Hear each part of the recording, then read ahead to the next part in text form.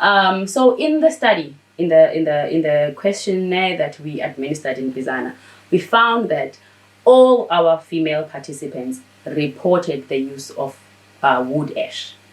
So they would say that, no, we definitely use wood ash in the garden, in a plot that you find, and they would say umhlaba umuncu, referring to its acidity.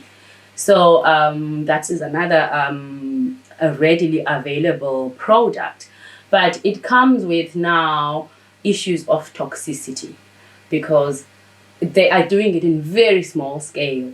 It's wood ash that they produce from the fires that they burn in the homestead. Now, if you're going to say, translate that to fields, now we're talking about huge amounts of wood ash, which have to go through thorough research to find out what are the benefits as opposed to the risks in terms of toxicity. So we have an ongoing research project that is testing the potential of using wood ash.